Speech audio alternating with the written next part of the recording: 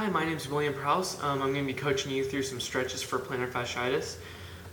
Some of these stretches are way more effective if you get rid of the trigger points in the muscles that we're going to be stretching. If you have any trigger points in the muscles, then the stretches are not nearly as effective and they're not nearly as permanent, and they can actually do more harm than good. So the best way to deal with this is look up some trigger point therapy for the calves and the bottom of the foot, or go over to my video of active muscle release and go through those steps and release all the trigger points in the calf and the foot. After you've done that, then you can start my stretches.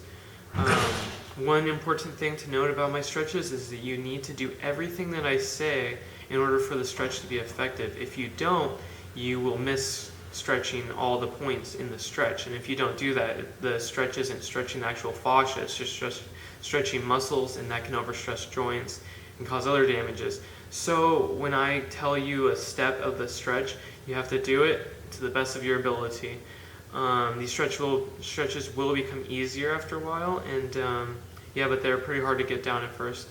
Alright, I'll go through them now.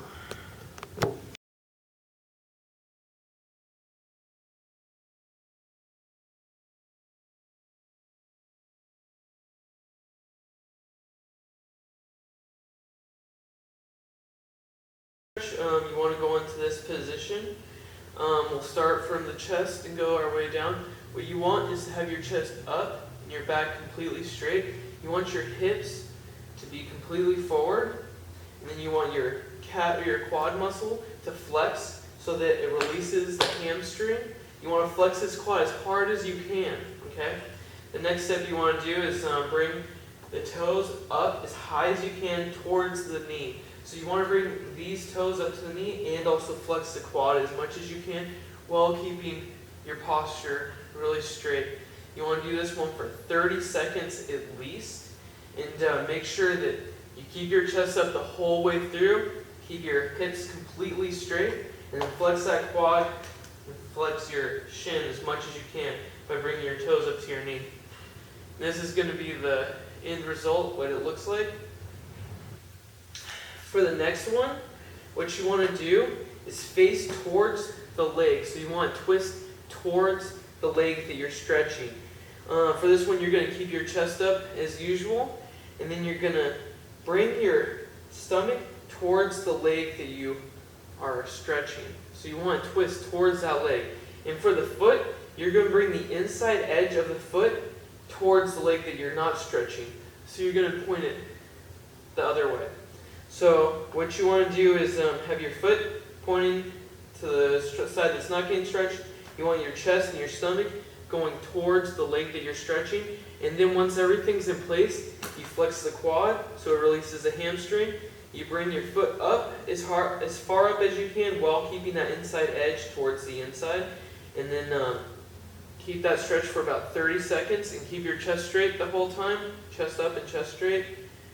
Keep your hips towards that leg, and then flex as hard as you can with the quads, and then flex the shins by bringing your toes up as hard as you can. For the next stretch, what we're going to be doing is pretty much opposite to that. What we're going to do is we're going to face towards the leg that we're not stretching, and then we're going to kind of keep our leg out to the side, and then you're going to twist the outside edge of the foot away from you. So you want to evert the foot, in other words. So like the outside edge of the foot's going to be facing away from your body. You also want to keep your chest up for this one. Bring your hips down a little bit, but face your hips away from the leg that you're stretching. And then you also want to flex that quad and flex the shin muscles by bringing your toes up to your knee. You're going to feel a stretch on the inside of the leg and the hamstrings, and also in the middle part of the calf and the medial part.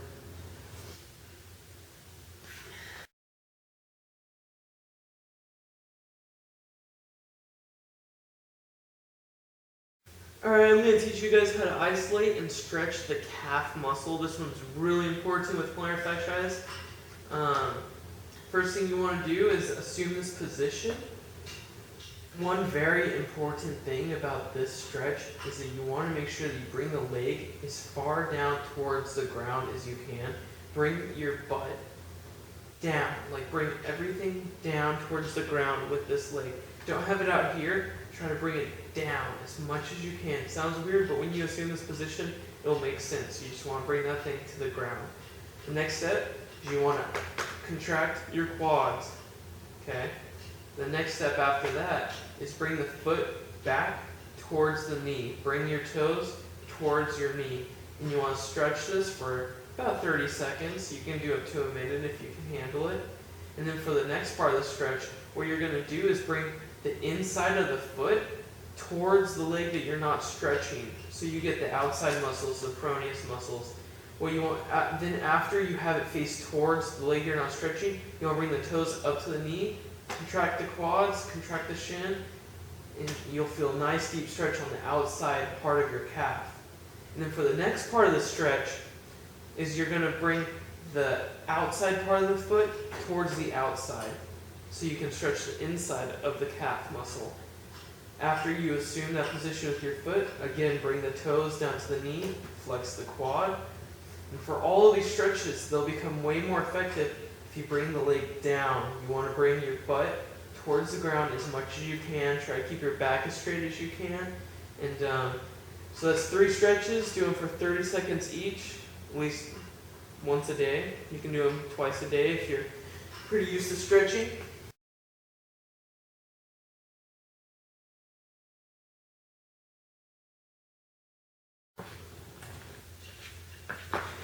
These next 2 stretches should be done after you have done the last stretches. Do not do these stretches if you're in a lot of pain. These ones are kind of tough on the plantar fascia, and they align a lot of tissues in place. So make sure, it's a pretty powerful stretch.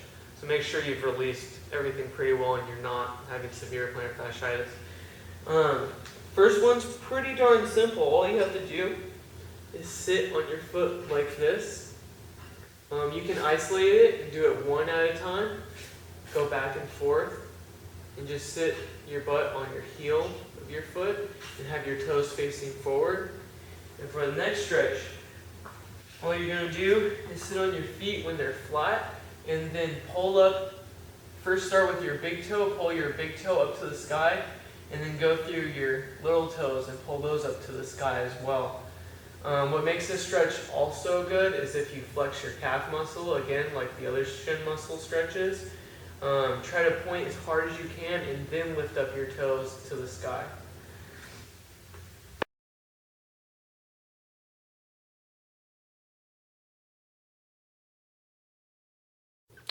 Alright, for the first stretch, for the foot, it's a very basic stretch. Everyone kind of knows about it on the internet. I like to have a little variation with it. The first thing you want to do is you're going to grab the big toe. You're going to bring it back as hard as you can. You should feel a stretch throughout the foot, maybe in the back of the calf. The next one that you want to do is grab the toes like this. Bring them back as hard as you can and kind of put the outside edge of the foot away from you like that.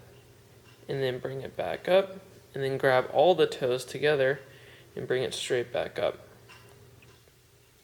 Each one of those, all 3 of them, you should do at least 20 to 30 seconds for each one.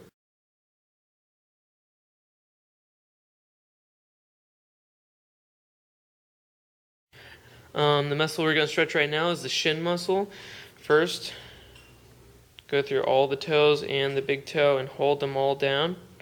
What makes this stretch really effective is if you flex your calf muscle by pointing as hard as you can so that it releases the other side, the shin muscle.